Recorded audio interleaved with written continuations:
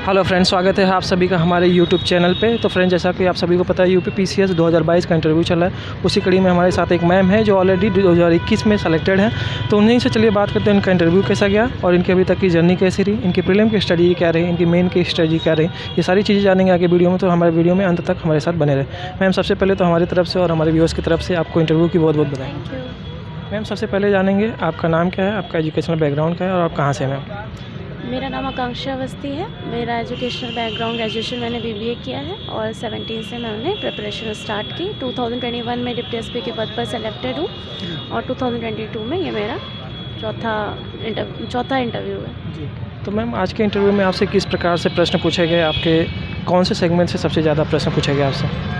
आज मेरा RN. Tripathi sir के बोर्ड में इंटरव्यू था और उन्होंने ज़्यादातर फैक्चुअल क्वेश्चन ना पूछकर मेरे एजुकेशनल बैकग्राउंड पर और सिचुएशनल क्वेश्चन पूछे।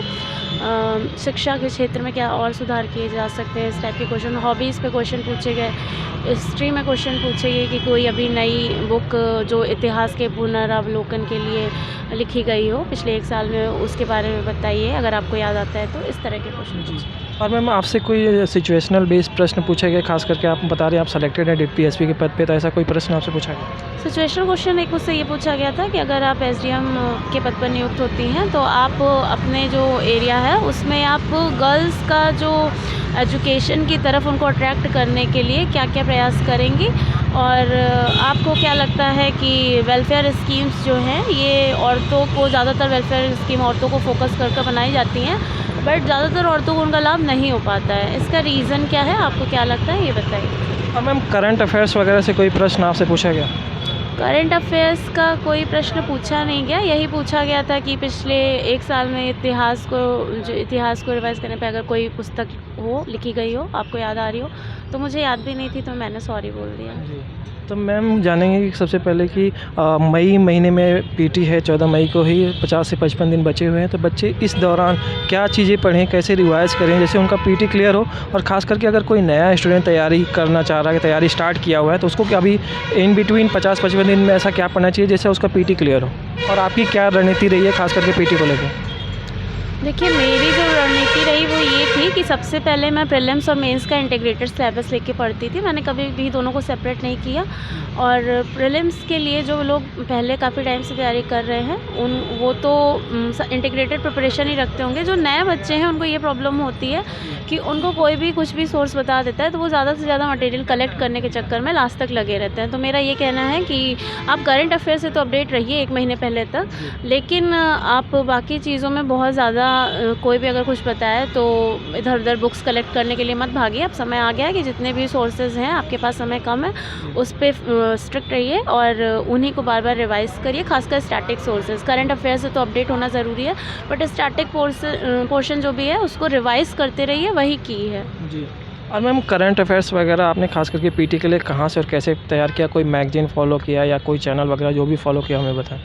देखिए, मैं उस समय यूपीएससी की प्रिपरेशन करती थी, तो अगर यूपीएससी की प्रिपरेशन करते हैं तो पीसीएस का ऑब्वियसली उसमें इंक्लूड हो ही जाता है। तो करंट अफेयर्स मैंने अलग से तो नहीं पढ़े थे। द हिंदू पढ़ती थी तो फैक्चुअल चीज़ कोई वहाँ से होती थी तो हो जाती थी। बाकी मैंने अपने पहले भी वीडियोस में बोला है कि मैं वीडियोस ज़रूर देख लिया करती थी करंट अफेयर्स के, मंथ वाइज पूरे कंपाइलेशन देखकर, और कोशिश करती थी कि 2 बार पढूं ताकि वो चीज़ ध्यान रहे, क्योंकि एक बार में तो वीडियो ध्यान नहीं आएगा।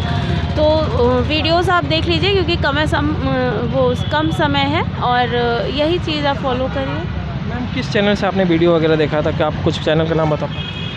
वीडियो मैंने स्टडी फॉर सिविल सर्विसेज करके एक चैनल है, उसके काफ़ी वीडियोस देखे थे प्रीलिम्स के लिए और वो फ़ायदा भी करते हैं, तो मैं उसको सजेस्ट करूँगी। जी। और मैम, मैं जानना चाहूँगा प्रीलिम्स में खास करके माइनस मार्किंग जब से लागू हुआ है तब से आपका एवरेज कितना आप क्वेश्चन अटेम्प्ट करती हैं प्रीलिम्स में, ताकि एक सेफ़र साइड हो? कितना प्रश्न आप लोग अटेम्प्ट करते हैं, खास करके आप ऑलरेडी सेलेक्टेड हैं तो? और क्या प्रीलिम्स में खास करके एक जो एलिमिनेशन की आपकी क्या रणनीति रहती है, क्योंकि बहुत सारे ऐसे बच्चे जो एलिमिनेट्स करने में काफ़ी दिक्कतें आती हैं और वो फंस जाते हैं प्रश्नों में? देखिए प्रीलिम्स में जो अटेम्प्ट कितने क्वेश्चन अटेम्प्ट करने चाहिए, जहाँ तक इसकी बात है तो मेरा ये मानना है कि अगर आपका अच्छा नॉलेज है तो आप थोड़ा सा ज़्यादा रिस्क लेने के लिए एलिजिबल हैं। तो कोशिश करिए कि आप, अगर आपका कॉन्सेप्ट्स मजबूत हैं तो आप थोड़े ज़्यादा क्वेश्चन करिए। ये मत सोचिए कि कट ऑफ इतनी जाती है तो मैं इतने क्वेश्चन कर दूँ और मेरा सिलेक्शन हो जाएगा, क्योंकि ये रिस्की रहता है। तो ज़्यादा से ज़्यादा क्वेश्चन अटेम्प्ट करिए, लेकिन हाँ बिल्कुल ब्लाइंड गेस भी मत मारिए, क्योंकि उससे नेगेटिव मार्किंग वजह से नंबर कम भी हो सकते हैं। तो ये है कि एक एवरेज से थोड़ा सा ज़्यादा रहिए, और बहुत ज़्यादा ये नहीं कि 150 में सारे ही करा है, तो इस तरह से। और मैम मेंस की आपने कहीं से कोचिंग वगैरह की थी जब तैयारी कर रही थी, या फिर सेल्फ स्टडी से अभी तक तैयारी किया हुआ है? मैंने पूरी तैयारी सेल्फ स्टडी से की है, मैंने कोचिंग कहीं नहीं की है। हाँ, मैंने आंसर राइटिंग की थी। मैंने 2 चैनल का मैं नाम बताती हूँ, एक पेरुसेल जीएस रिसर्च करके चैनल है वो, और स्टडी फॉर सिविल सर्विसेज की मेंस आंसर राइटिंग मैंने की है। तो ये दोनों चैनल से मैंने बस आंसर राइटिंग की। मैम मैं मेंस पे आंसर राइटिंग पे आना चाहूँगा, खास करके आंसर राइटिंग कब से स्टार्ट करनी चाहिए, और एक ऑथेंटिक आंसर राइटिंग में, एक ऑथेंटिक आंसर में क्या क्या चीज़ें इंक्लूड होनी चाहिए। और उसी में मैं एक चीज़ और ऐड ऑन करना चाहूँगा कि डेटा रिप्रेजेंटेशन को लेकर काफ़ी बच्चों को डाउट होता है कि कौन से पोर्शन में कौन से कैसे रिप्रेजेंट किया जाए, खास करके पाई चार्ट वगैरह, बार वगैरह कैसे, कहाँ, कब और कैसे यूज़ करना चाहिए। देखिए, आंसर राइटिंग की जब बात आती है तो मैं अपना खुद का एक्सपीरियंस बताती हूँ। बच्चे सोचते हैं, मैं खुद ये सोचती थी कि पहले पढ़ लेते हैं, खूब सारा पढ़ लेते हैं, फिर आंसर राइटिंग स्टार्ट करते हैं। बट जब तक मैंने इस स्ट्रेटजी को फॉलो किया, मेरा सिलेक्शन नहीं हुआ। जो सारे टॉपर्स बोलते हैं कि आंसर राइटिंग आप एक बार आपका अच्छा बेस बन जाए तो आप स्टार्ट कर दीजिए। तो हाँ, आंसर राइटिंग एक बार आप अच्छे से सारी बुक्स एक बार पढ़ के रिवाइज़ कर लीजिए, उसके बाद स्टार्ट तो ज़रूर कर देनी चाहिए। हाँ, मैं ये नहीं कहूँगी कि आप पूरा मॉक दीजिए जाके 20 क्वेश्चंस वाला, लेकिन हाँ 1-2 क्वेश्चन डेली बेसिस पे ये प्रैक्टिस अच्छी कर देगा। और दूसरी चीज़ कि ज़्यादातर बच्चे कंटेंट डालने के चक्कर में, कि सारा मतलब हमें कंटेंट, क्वालिटी कंटेंट डालने के चक्कर में जो और भी चीज़ें हैं जिनसे आंसर में मार्क्स बढ़ सकते हैं, जैसे कि मैप्स हो गए और डायग्राम्स हो गए। और डायग्राम्स हैं तो किस साइज़ में आपको बनाना है, क्योंकि अगर आपने मैप बनाया और आप पूरा पेज भर देते हैं तो उससे भी कोई फ़ायदा नहीं है। तो किस साइज़ में आपको बनाना, छोटा सा मैप बनाना है। तो इन सारी चीज़ों की प्रैक्टिस साथ साथ में करिए, क्योंकि यही स्मार्ट वर्क है। सिर्फ आपको नॉलेज बहुत सारा है, बट आप उसको समराइज्ड वे में कैसे कंपाइल करोगे कॉपी में, बस यही एक आर्ट है। और ये जो भी बच्चा सीख जाता है उसका मेंस तो आराम से निकल जाता है। जी। और मैम मैं जीएस के पोर्शन पे मैं ऐसे राइटिंग के पोर्शन पे आना चाहूँगा। ऐसे राइटिंग में काफ़ी बार ऐसा होता है कि जो ऐसे का जो शुरुआत होता है वो कैसे किया जाए, और ख़ास करके जो कोटेशन, पोइट्री वगैरह आप लोग यूज़ करते हैं टॉपर्स वगैरह, वो कहाँ से और कैसे कलेक्ट किया जाता है, और कैसे एक मतलब एक बढ़िया आंसर ऐसे जो है लिखा जाए। देखिए, एस्से का ये है, एस्से की सबको पता है कि शुरुआत तो कोटेशन से ही होनी चाहिए, एक अच्छी सी कोटेशन, चाहे वो हिंदी की हो, चाहे इंग्लिश की हो, चाहे संस्कृत की हो, एज़ पर द रिक्वायरमेंट। तो एस्से इस तरह से शुरू करना चाहिए। बट ऐसा है कि एस्से को जिस इंटरेस्ट से आप शुरू करते हो, वही इंटरेस्ट एग्जामिनर का कॉपी पढ़ते समय लास्ट तक बना रहना चाहिए। तो ज़्यादातर यही होता है, बच्चे शुरुआत में बहुत अच्छे आंसर्स लिखते हैं, ऐसे लिखते हैं, पर लास्ट तक वो चीज़ खो जाती है टाइम मैनेजमेंट के चक्कर में। तो सबसे पहले टाइम मैनेजमेंट पे वर्क करिए। ऐसे को कैसे बहुत अच्छा बनाया जा सकता है, डेटा ही इंक्लूड किया जा सकता है, और आप ऐसे में क्या कर सकते हो, डायग्राम तो नहीं बना सकते। तो जो चीज़ें ऐसे में जिनसे नंबर स्कोर किए जा सकते हैं, उन पे थोड़ा ज़्यादा ध्यान दीजिए, एक नॉर्मल ऐसे लिखने की बजाय। जी। अब मैम मैं जीएस 4 के पोर्शन पे आना चाहूँगा, एथिक्स पे। एथिक्स पे काफ़ी बार बच्चों को डाउट रहता है कि एथिक्स का जो निष्कर्ष लिखा जा रहा है उसका क्या अप्रोच रहना चाहिए, और ख़ास करके उसके जो एग्ज़ाम्पल वगैरह, उदाहरण वगैरह दिए जाते हैं, वो कहाँ से और कैसे, कौन से एग्ज़ाम्पल देने चाहिए। देखिए, मैंने पहले भी बोला है कि एथिक्स को मैं थोड़ा सेल्फ कॉन्शियस पर ध्यान देना चाहिए। आपकी खुद की अंतरात्मा क्या कहती है, अगर आप उसको सुनेंगे तो आप अच्छे आंसर लिख लेंगे। और अपनी लाइफ टाइम के एक्सपीरियंसेस, ये सारी चीज़ें अगर आप मिक्स करके सिर्फ किताब पढ़ के नहीं एथिक्स के आंसर देते हैं, तो आंसर आपका काफ़ी अच्छा हो जाएगा।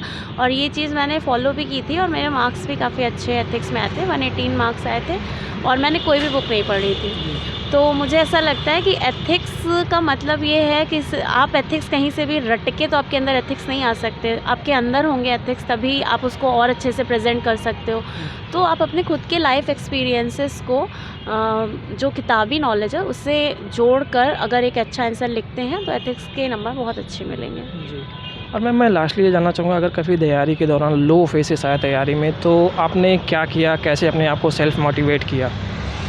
देखिए, सेल्फ मोटिवेशन सबसे बड़ी चीज़ ये है कि अगर आप प्रिपरेशन में आ गए हो तो सबसे पहले तो आप यही सोचिए कि आप कितनी दूर आ चुके हो, क्या आप वापस उतना रास्ता चल के जाओगे या फिर आगे जो मंजिल खड़ी है उसके पास जाना चाहोगे। बस यहीं पर ज़्यादातर बच्चे टूट जाते हैं। जो पीछे लौट जाते हैं उनको जो उनका समय वेस्ट हुआ, जो दुनिया की बातें सुननी पड़ेंगी।